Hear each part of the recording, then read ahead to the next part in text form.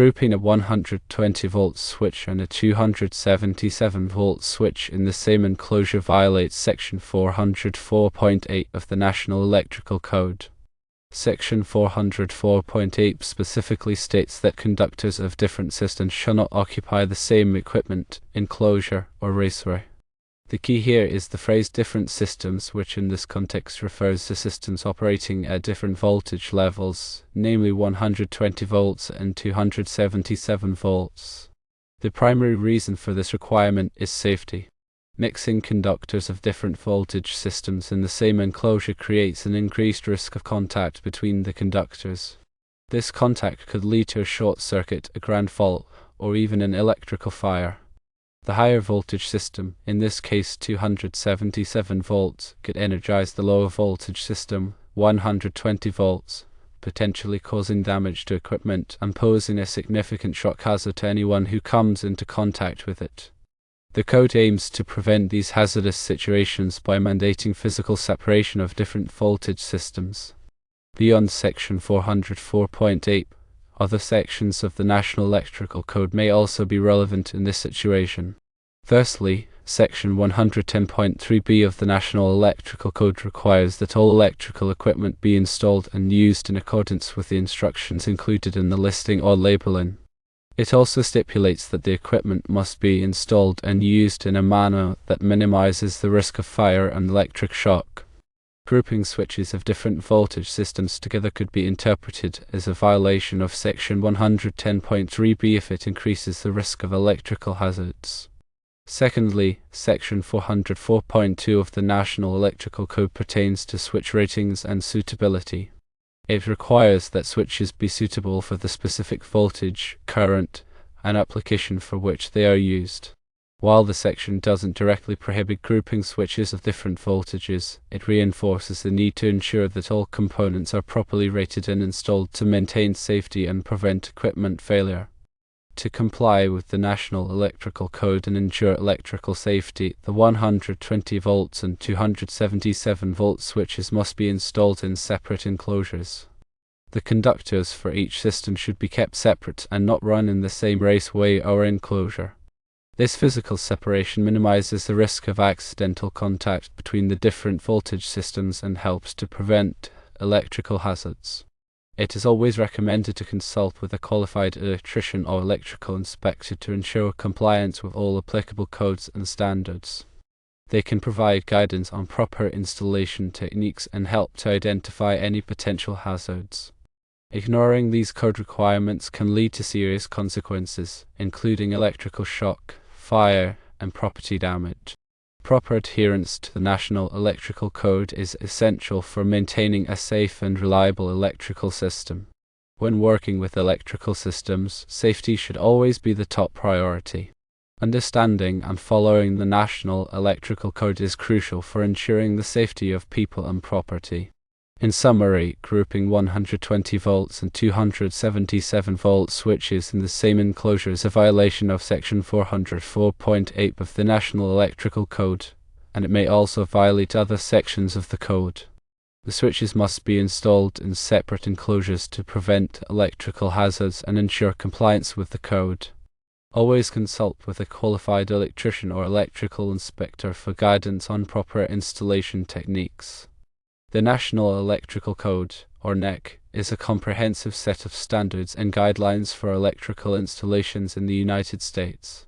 It's designed to safeguard people and property from electrical hazards.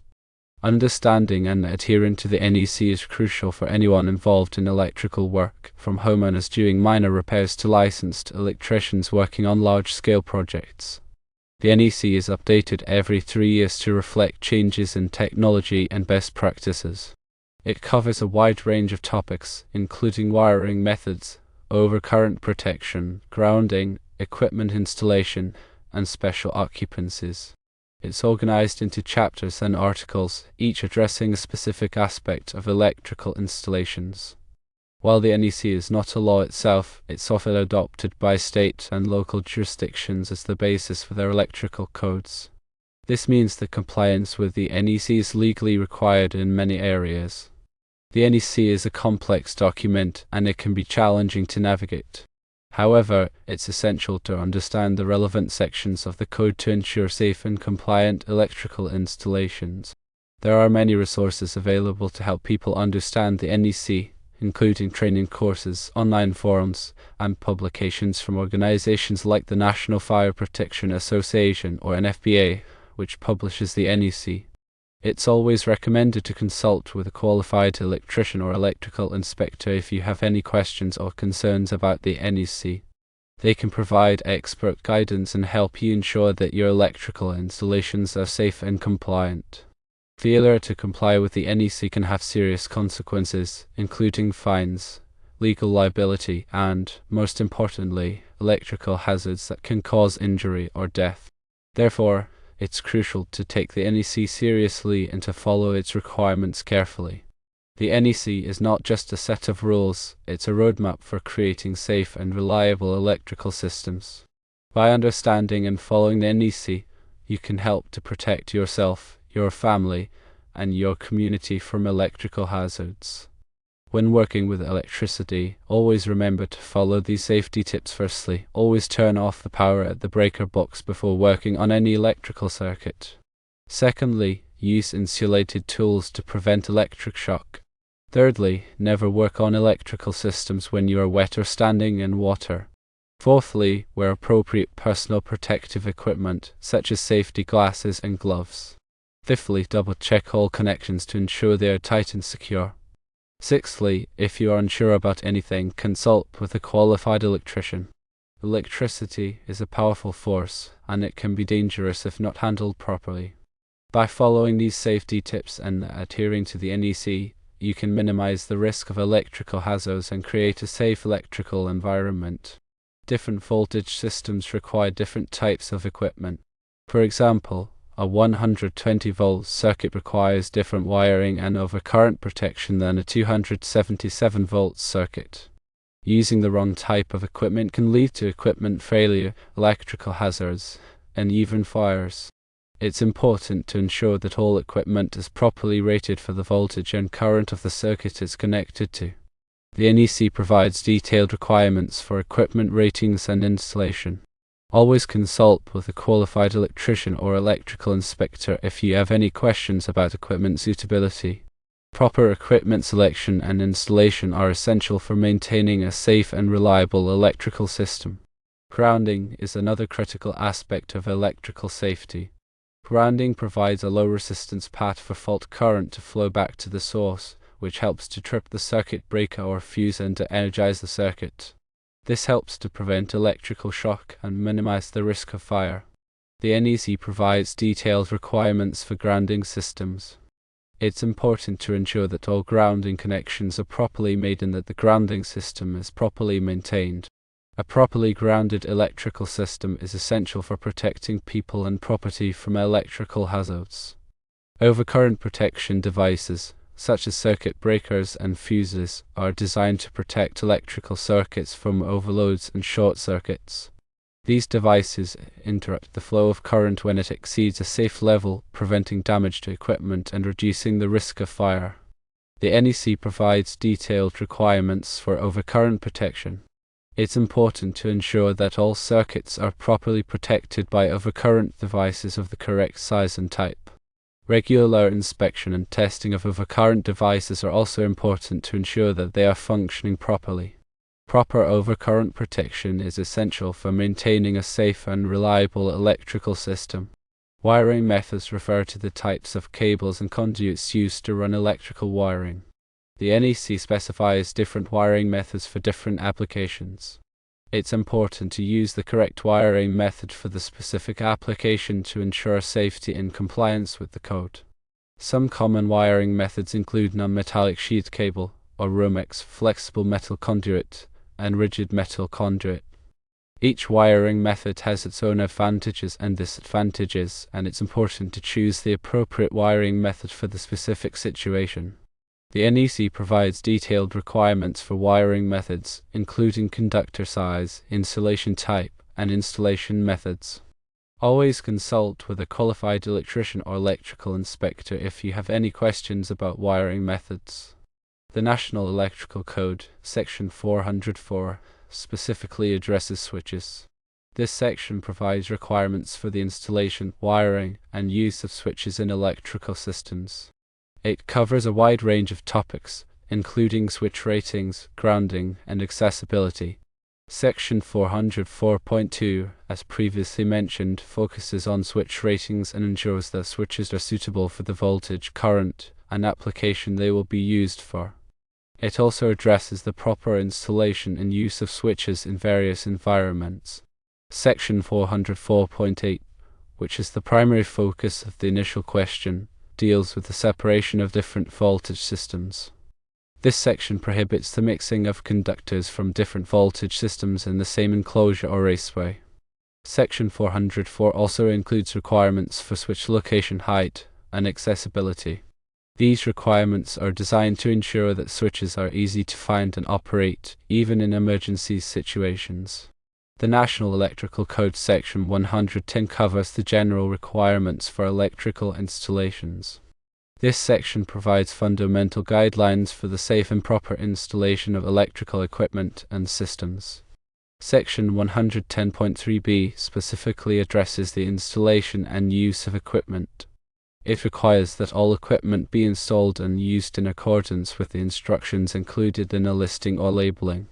It also stipulates that the equipment must be installed and used in a manner that minimizes the risk of fire and electric shock. This section emphasizes the importance of following manufacturers' instructions and using good workmanship practices. It also highlights the need to consider the environment in which the equipment is installed and to take appropriate measures to protect it from damage. Section 110 also includes requirements for working space around electrical equipment, access to equipment, and identification of equipment. These requirements are designed to ensure that electrical equipment can be safely installed, operated, and maintained. When installing electrical equipment, it's important to follow all applicable requirements of the NEC, including those in Section 110. Failure to comply with these requirements can lead to electrical hazards and equipment failure. The risk of electrical shock is a serious concern when working with electrical systems. Electrical shock can occur when a person comes into contact with an energized conductor in their path to ground. The severity of the shock depends on the voltage, current, and duration of the contact.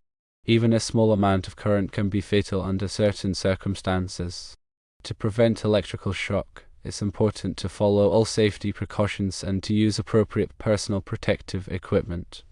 Always turn off the power at the breaker box before working on any electrical circuit. Use insulated tools to prevent contact with energized conductors. Never work on electrical systems when you are wet or standing in water. Wear appropriate personal protective equipment, such as safety glasses and gloves. If you are unsure about anything, consult with a qualified electrician. The risk of electrical fire is another serious concern when working with electrical systems. Electrical fires can be caused by overloads, short circuits, loose connections, and damaged wiring. These fires can spread quickly and cause significant damage to property and injury to people. To prevent electrical fires, it's important to ensure that all circuits are properly protected by overcurrent devices. Use the correct size and type of wiring for the application. Make sure all connections are tight and secure. Inspect wiring regularly for damage. If you see any signs of damage, such as frayed insulation or loose connections, repair the wiring immediately. Never overload electrical circuits. If you are using multiple appliances on the same circuit, make sure the total current draw does not exceed the circuit's rating. The NEC provides detailed requirements for fire safety in electrical installations. Follow these requirements carefully to minimize the risk of electrical fires. When in doubt, always consult with a qualified electrician to ensure that your electrical system is safe and compliant with the code. They can provide expert guidance and help you avoid potentially dangerous situations. Proper electrical installation is not just about following the rules, it's about protecting yourself, your family, and your community from electrical hazards. The NEC is a valuable resource for ensuring electrical safety. By understanding and following its requirements, you can help to create a safe and reliable electrical environment. Remember that electricity is a powerful force and should be treated with respect. Always take the necessary precautions to protect yourself and others from electrical hazards. A qualified electrician has the knowledge, skills, and experience to safely and effectively install and maintain electrical systems. They can help you to ensure that your electrical system is compliant with the code and that it is operating safely and reliably. Hiring a qualified electrician is an investment in your safety and the safety of your property. They can identify potential hazards and recommend solutions to prevent electrical problems. They can also help you to save money on your energy bills by recommending energy-efficient electrical upgrades. When choosing an electrician, be sure to check their credentials and experience. Make sure they are licensed and insured. Ask for references and check them carefully. A qualified electrician will be happy to answer your questions and provide you with a detailed estimate for the work to be performed. Don't hesitate to ask questions and to get multiple estimates before making a decision. Choosing the right electrician is an important decision that can have a significant impact on the safety and reliability of your electrical system.